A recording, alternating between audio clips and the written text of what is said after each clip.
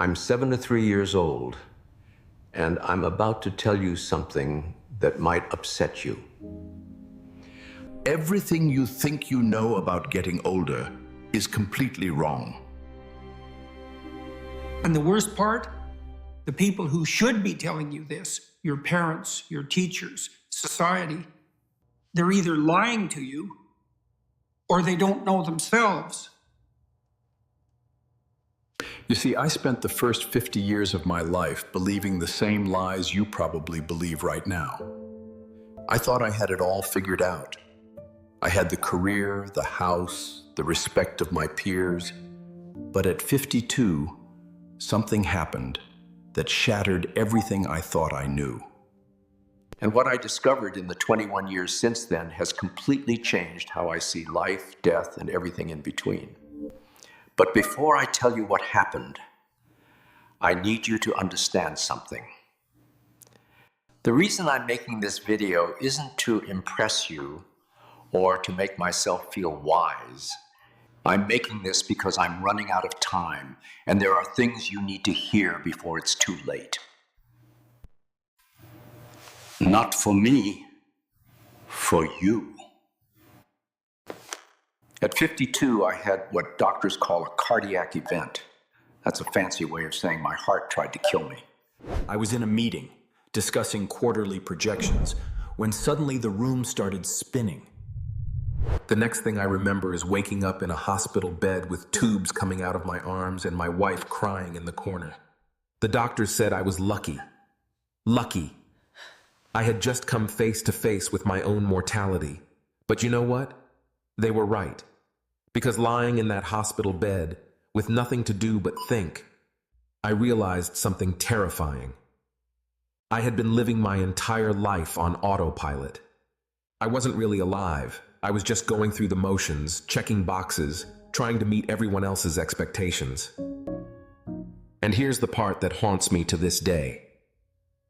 If I had died that day, if my heart had stopped permanently, what would I have left behind? A nice house? A retirement account? Let me tell you the biggest lie you're probably telling yourself right now.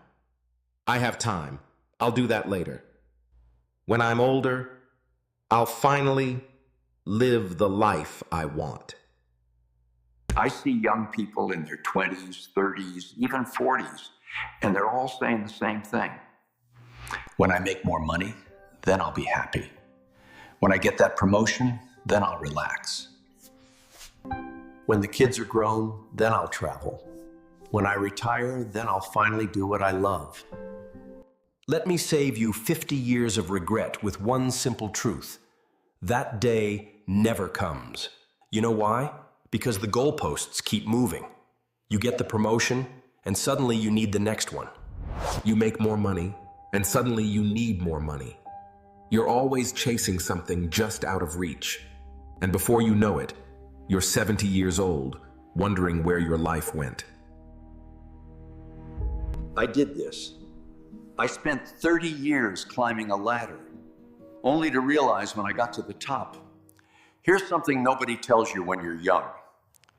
Success is a terrible goal. I made partner at my firm. I bought the house. And you know what? None of it mattered. You achieve your goal, and for about 48 hours, you feel amazing. Then the feeling fades. You achieve your goal, and for about 48 hours, you feel amazing. Then the feeling fades. I had a friend who died 3 years ago at 68. Worked 70-hour weeks his entire life. Next year came, and he had a stroke. At his funeral, his son said, "My father was a successful man. Your regrets won't be about the things you did wrong. They'll be about the things you didn't do at all." You know what keeps me up? The trip to Japan I never took, because I was too busy. The relationship with my brother that I let deteriorate. The time I didn't spend with my kids because I was working late. My father died when I was 45. We never got the chance to talk. Heart attack. And you know my biggest regret? All the Sundays I didn't call him. All the times I was too tired to holds. After my heart attack, I made big changes. Stepped back from work. Started saying yes to things is embarrassingly simple. Time with people you love. Experiencing things, not owning things. Here's a question I want you to ask yourself.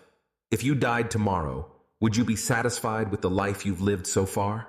If the answer is no, then what are you waiting for? Someday is today. It always has been. Subscribe, because I have more truths to share, and not much time left. The clock is ticking.